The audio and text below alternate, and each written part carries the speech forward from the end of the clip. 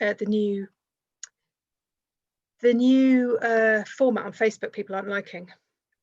I'm pressing the button that I'm pressing the button, so I'm starting the process now. There's a bit of whirring and clunkiness, but I will tell you when we are. And also, this failed me fairly recently, so I'm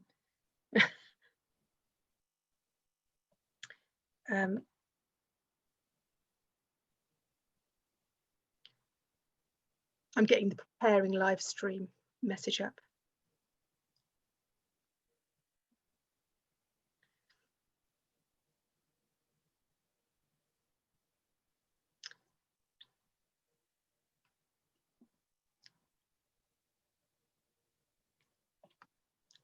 Just typing in the title. And I think we should be going live pretty much now.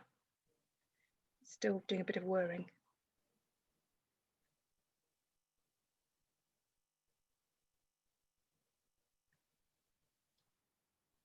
I think we're live, Tara. Lovely. Yes, we are. So hello, Coaching Presence. I'm here with Tara Nolan MCC.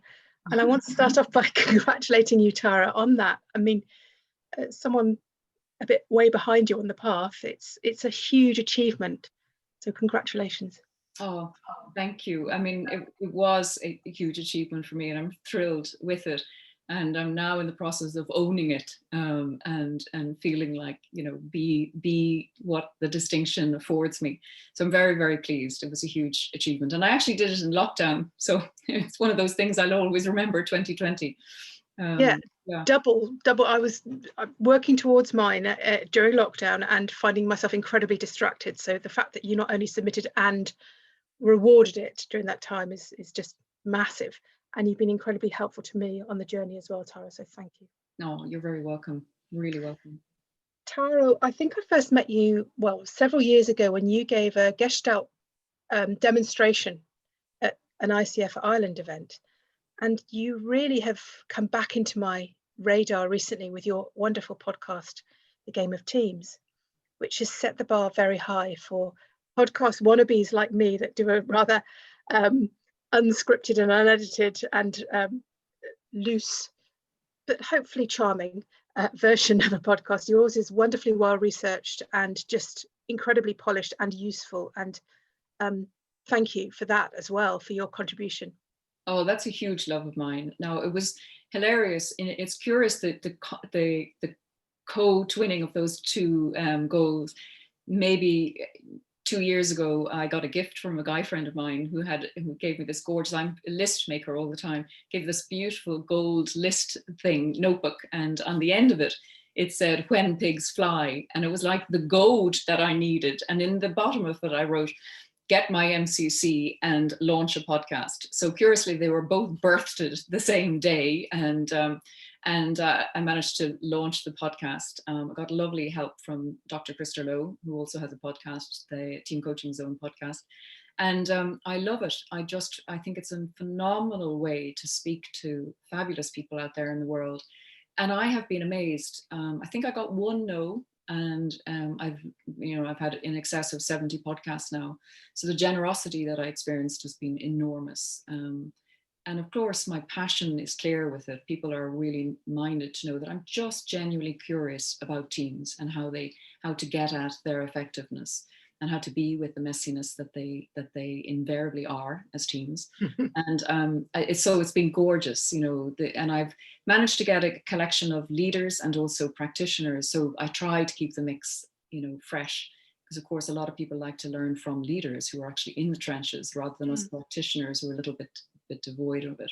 But it's been a huge it's kind of like a baby. It is my baby, and I love it. And thank you for suggesting that it's professional. And I have help. You know, I have the podcast studios here in Dublin, and they help me. So I have a little team around me to produce that podcast. It's not just me, and it's phenomenal for that. What makes it stand out for me though is the you element, because it is the rigor and the research behind it. It's wonderful. It's a sort of, it gives a little synopsis of all the things that we should be considering, I think, which is why I've invited you here today. Thank you. I'm hoping that in our 20 minutes together, you can give us an overview of all 48 episodes. No big task. No, what I would love you to do, because I realize that actually I do very, very little team coaching. I do some group coaching. I've done a tiny bit of team coaching, but I would love your take on what's the difference between coaching a team and coaching an individual.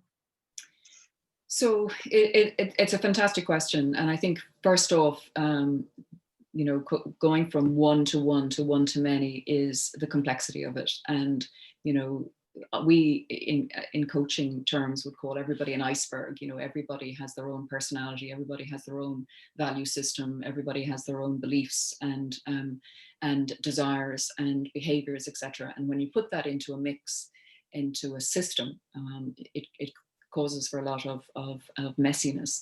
So what I say is, as a team coach, you are best fit to thinking of the team as an entity, as opposed to trying to coach each of the individuals, because that's not going to get you anywhere. But the team exists for a reason, and that often is not clear. And that's why I spend a lot of time in my work with teams to wonder what that is and to get them really clear on that. And I think also it's very important then that the team is working towards that purpose, so that the team members know each other so intimately well that they can leverage their strengths rather than sort of diluting and insisting everybody needs to be sort of a cookie cutter of the other. And so that's another point of difference. And I think the other thing is to work collaboratively. And I don't know that we're well schooled in that discipline. I think we still work in organizations where we're thinking competitively, we're trying to get ahead professionally, and often that's singularly because we're rewarded that way. So there's a lot of things that might be going against a team and their effectiveness, against some of the constructs that we have currently. Now, a lot is changing and we're moving. And in fact, COVID has helped us enormously to almost miraculously move to a wholly distributed team system. But you then have to think about things like authority and how is authority exercised on a team. And what I mean by that is the team a manager led, where the manager or the leader is holding on to responsibility and authority for the success of the team? Or is it wholly generative, where the entire team is responsible for collective decision making, etc.? And there's stuff in between.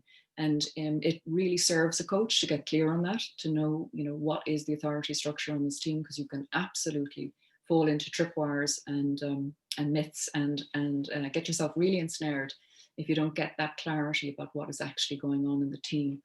And then, of course, there's, the very brilliant practice of ways of working, and it's so important that the team get really clear on what's important for them and how they want to be and show up with each other. And I think it's a misnomer that often people lead with, working with teams, that there are interpersonal issues and that's what team coaches are brought in to solve. No, we're brought in to help the team get really effective and deliver on the purpose or the promise that they've said to their whomever has commissioned their existence. And once you can get, it's like structure before behaviors. Once you can get the structure really aligned and people know why they're there and what they're about, then they can begin to work through what are some of the preferences, habits, assumptions, and biases that are getting in our way. And that's, for me, when my team coaching really comes to the fore. So I would share with you that I have a model and an approach that I bring to teams. And the first part of it would be what you would ordinarily consider is facilitation, of helping the team get really clear on an alignment, a blueprint for success. And then as we move forward, I'm bringing out my coaching skills. So that idea of one to many, I'm, contracting with them right up in terms of what they want to achieve for the session, what's important for them, what does success look like, all the ways that we do that in a one-to-one, but I'm doing it one to many. And then I'm working with, what's in the system, what's the emotional field, what am I noticing that's not being said. And I'm really making and bringing out the invisible and making it visible for then the team to be in choice as to where next.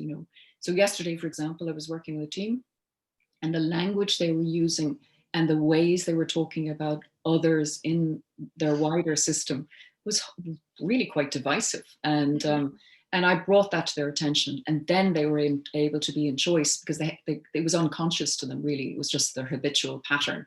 And this notion of how we behave begets the patterns that gets the outcomes that we're involved with. So I'm always conscious about what's driving that, what's underneath that's fueling that behavior and that pattern. And often, sometimes it's a legacy way of being, and often it's, you know, the more powerful entity is pursuing that, but it's often a good area of discovery. And then I work with that for the team. And I mean, I see my role really as helping the team to disrupt their patterns so that they can get into choice about, you know, being different. But you've got to be conscious of all the things that are going on simultaneously. Yeah. You know. I heard a lot in what you've just said around the need for direct communication and obviously active listening. What other competencies do you think you need as a team coach? What do you use? What do you flex most of? What do you find? Yeah, well, I think you know, because of the complexity, you've got to be constantly contracting. And that's really important. There's always going to be sort of stuff emerging, and you wondering how that reflects the contract. So you've got to be very able to contract and recontract, and notice all the other parts of the system that are interplaying and you know, and being extraordinary. And that takes a bit of bravery and courage to be able to declare, I don't think we're working on what we said we wanted to be working on. And is that working for you? So I would say contracting is really, really important.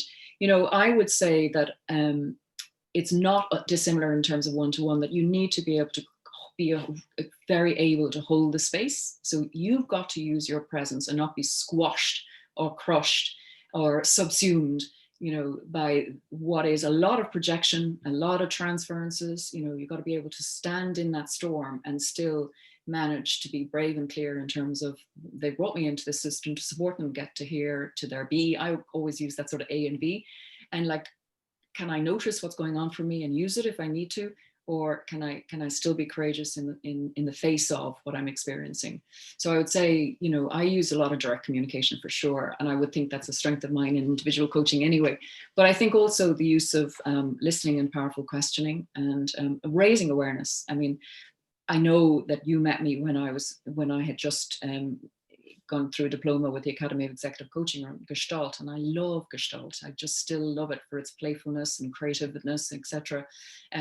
Creative adjustments, looking and wondering about what has been introjected or being projected. So I employ that sort of looking and seeing and sensing as well.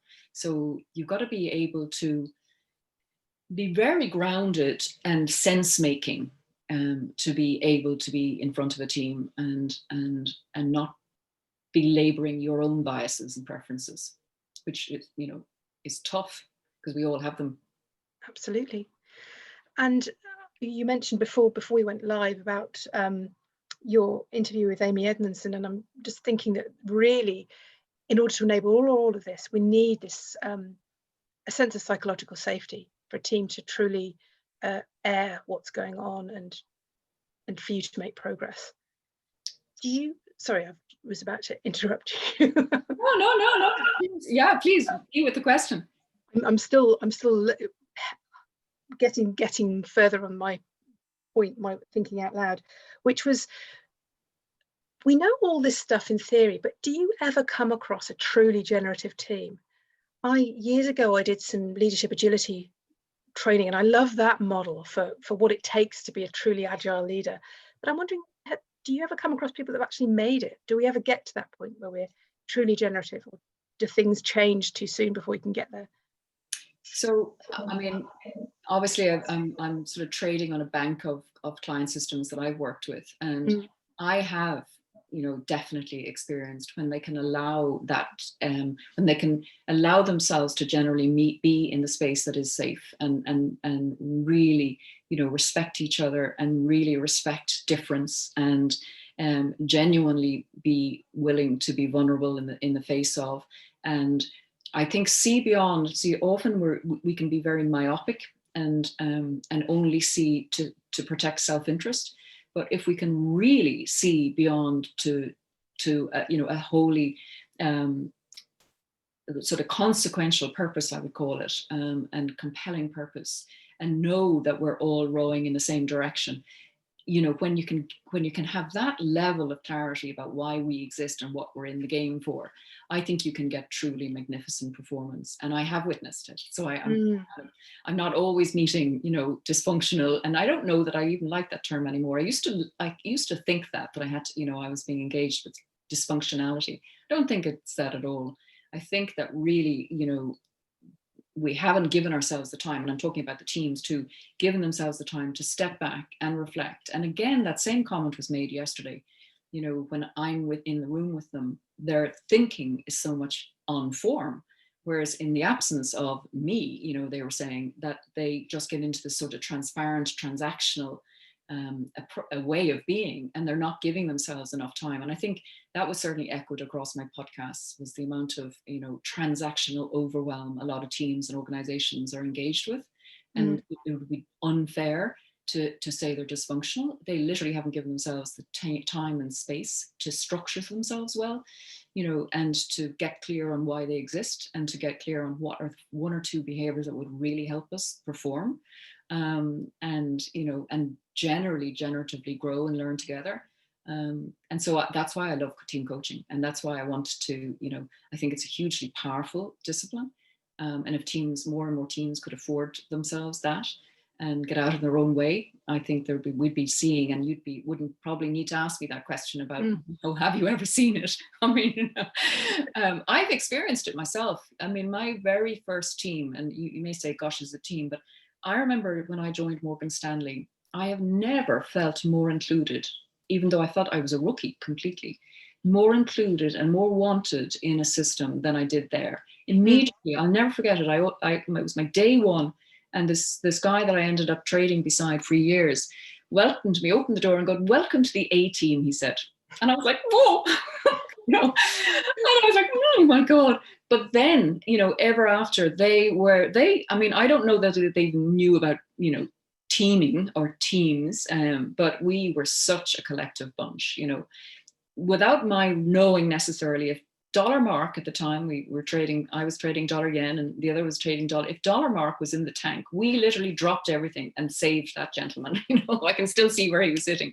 But there was so much about that experience that taught me what good looked like, and then so much subsequent that taught me what bad looks like, in terms of my experiences. And a lot of it has to do with the way we relate to each other, Absolutely. I mean, it's funny that I always say that, I don't do team coaching, and yet my background is ecology, human ecology. I'm really into the whole kind of Gaian systems theory, and I love working with constellations and all of that stuff. And yet, and we are by nature, all of us, even if we work individually, we're part of teams. It is the most important thing, really, is it? How we interact and relate to one another. Yeah.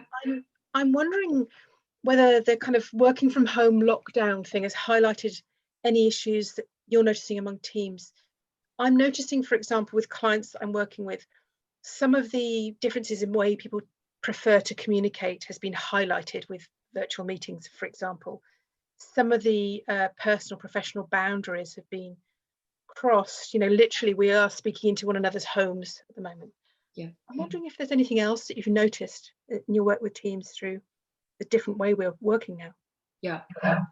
Well, I've noticed a number of things, but I would echo what you're sharing, which is I've noticed a sort of a wanting to literally translate what we did in the physical onto the screen. And I think that's a misnomer. I think we have to repurpose how we are together and what we're working on together.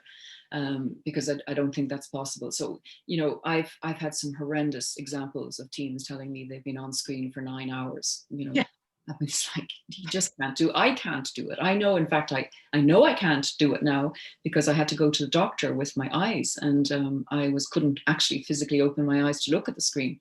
So I was just subjecting myself to way too much Zoom time. So there's the use of Zoom, and for what purpose. So really just being really clear. Do we want to get together when we have some decision making to make? But if it's the same old going around the table and updating everybody and having that that information sharing, that it, you know, leaves half the team feeling, you know, not involved, etc. I think we could get smarter about how we use our time. And I remember on one of my podcasts with the very first one I did around COVID, somebody said, you know, we typically slave what we're used to. So this idea of like a meeting must be an hour, a meeting must be 9 hours, you know, it's like, let's get a little bit more engaged in and use some agency. Does it need to be? Could it be 30 minutes? Could it be 50 minutes? You know, manage energy. Energy is a huge thing, and we need to be able to, because everybody knows that, you know, we are managing multiple systems in the virtual world right now. Our family, you know, and all those in, you know, who don't care that you're on a Zoom meeting, you know, just want your time. So there's all of that. And then there's, you know, the things on, you know, the time on the meeting, there's lots of defenses. I'm noticing some people don't like Zoom. And so they're sort of waiting until they get back to normal. And I think I'm sort of feeling that that is a waste of time. And to help teams embrace what is often, you know, one of their biggest hurdles, rather than resisting what their A is, you know, and not acknowledging, look, we're in a pile of whatever, and we want to get here. So how do we deal with this? So I think embracing, you know, the technology and getting with it, but, you know, finessing it as it suits you. And there are people who are incredibly uncomfortable with this medium and feeling very exposed. So I think you've got to work out the needs of everybody and see how they translate. But I think there are many, we forget things like there's the discipline of the phone. You know, we don't always have to schedule a Zoom meeting. Could we just speak to each other on the phone? You know, I look at it because of my mobile phone there, and I don't tend to resort to myself. I tend to do this Zoom thing. So we've got it into a little bit of a habitual practice habit now already with lockdown. I think we could be helpful to ourselves and look and ask ourselves more, you know, questions about our uses of it. Yeah, absolutely. I'm really keen to hear any kind of themes that emerge from the people that you've been speaking to for your podcast. I know you've been speaking to leaders and practitioners, so a bit of both would be wonderful. Yeah, so I mean, gosh, I'm coming up. I know, and I'm coming up to my sort of half century. So I've 50 launched, and so, you know, I think a lot of the practitioners that I've been speaking with they really are able to articulate the space and the map that is a team, and they then, you know, share their approaches and their models. And then there's been lots of discussions around the importance of purpose and how important purpose is, and how, you know, it's not anymore a sort of oh God, a purpose. It's actually really critical and very important to just get so clear about how and where we are using resources and where we're putting our attention. And that level of focus is really helpful. And certainly COVID curiously shared that, because as soon as people got very clear about what they were about, if it was moving gin making to sanitizers, you know, that level of clarity really helped a lot of teams. So purpose was certainly featured as many conversations. Psychological safety that you mentioned earlier, that's been a feature, which, you know, Amy Edmondson on episode 8 really helped illuminate what psychological safety is and what it's about. But really, you're creating a climate that everybody feels so able to take interpersonal risks with their speaking and showing up. And leaders need to model that with their vulnerability. And there needs to be an openness and acceptance that, you know, we can be with all ideas and wonder about their usefulness and not, you know, immediately shame the individual for their interventions. So that was a lot. And a lot of people actually asked me after that for that episode and for, you know, more information on psychological safety. So it's been a theme that has been brought across. And the other theme was passion. And curiously, you know, I had James McCann, who was just, I mean, he literally oozed passion. And he's from the Irish Sailing Association. And I'm probably getting that wrong now, James, in terms of your company name. But he leads out on an academy for Irish sailors, including the Olympians. And God, this passion he spoke about their sport. But also he was really able to help us show that you've got to be not only so disciplined, but you've got to be team-like. you've got to rely on different people's strengths and pull together, not pulling apart. So that was a really lovely episode, and it was really depth in terms of what he spoke to. I love it when people share stories and really go there. Another really interesting and I would say important episode was the one I had with Sarah Hill, when she talked about her childhood story and how much it impacts our everyday life. And especially when there's high stakes scenarios involved, how much we get activated by all of our internal defenses. And that was a lovely illuminating. I shared my own story, and it just helps you know how you react in teams and with different personalities, and how you might get, how you might get triggered, and the triggering behaviors and what then happens as a consequence. So that was a really lovely episode. Immediately shared and contrasted with her own partner, Tony Melville, who also was on the podcast and shared his approach, his wisdom with that. So, Sarah has written the book, gosh, I'm forgetting Sarah's book now, but how did you learn to behave like that?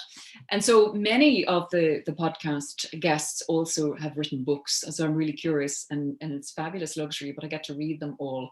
And they then share their stories and approach through their books. And then the leaders that I've had have been very open about their own challenges, and they often present with their own individual leadership challenges. So the latest one that I just dropped, Mihal, he was very candid about, his perfectionist tendencies, his pursuit of, things like epic marathons and triathlons, and how that came into his working, but how he had to let go a lot of that to be a real leader. And so there's lovely vignettes in that about, how he did. And then Bruno Dutrepont brought in as the episode just before his, shared the family office and what it means to lead a family office. And I promise you that gentleman just articulated what is team coaching in that session. It was like confounding to see your discipline being literally used by, a leader in terms of their work and approach. So that was a really interesting episode. And I'm sure I'm missing loads, but the business of leadership, the business of how you see your team, and whether it is wholly generative and collective, or whether it's manager-led, hierarchy and various structural constructs that get in the way of a purely collective, all the ways culture impacts, and history and legacy, and what's gone on before and how that's important. But I suppose really getting clear on what is the direction of this team, and who are the members and what are their capability, but importantly also what is their commitment, and then how do they overlay that with some real smart ways of working to get at the thing they say they want to get at. So you mentioned your A and your B, your A where we are now, and B where we want to go. I love that simplicity of that as a kind of a, if we're clear on our purpose and our principles, and everything else kind of falls into place somehow, we can kind of work out our role in that. Well, I think a lot of people are happy to declare their B. What they're not so good at is actually being really truthful about their A. And so that level of denial obfuscates what is actually at play here. I do a lot of questioning around that to release, what is actually happening here, and how you are currently thinking about your situation, and what are the habitual feelings and attitudes and beliefs that surround that. Because I think unless you can really articulate your A, you're going to be fudging your B. Yeah. And I think that's where team coaching comes in, because I think people are very, they either don't feel the safe space in which they can articulate it, or they don't see it themselves, or it can become an unproductive kind of vent. I'm conscious of our time, Tara, and I would love you to talk about your other amazing achievement during lockdown, which is your new Art of Team Coaching program. Well, thank you. So, you can sometimes feel as if you're being a bit trite when you say that, COVID has provided you with an opportunity, but it did actually open my eyes. And again, Alexander Kaye, who was a guest on my first episode through COVID, I had 6 COVID series episodes, he was very clear that, and so was Dr. Christopher Lowe actually on that same episode, you've got to think team. The unit of currency is team. It isn't the individual. And I know in our world, in our discipline, coaches tend to work a lot on their own.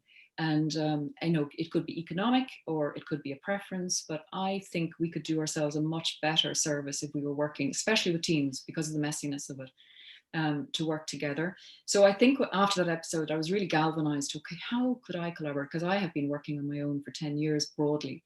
And I'm now in 5 different collaborations. One has actually come to fruition where we're literally going live on the 18th of December. So that's the Art of Team Coaching, and it's a master supervision group. So what I'm hoping to attract, with the help of 2 other colleagues, Tracy Bertrand and Michelle White, that the 3 of us will be offering a place where, you know, practicing team coaches come together and we pore over their practice and we pore over how they're showing up in systems, and we look at maybe opportunities for difference and transformation.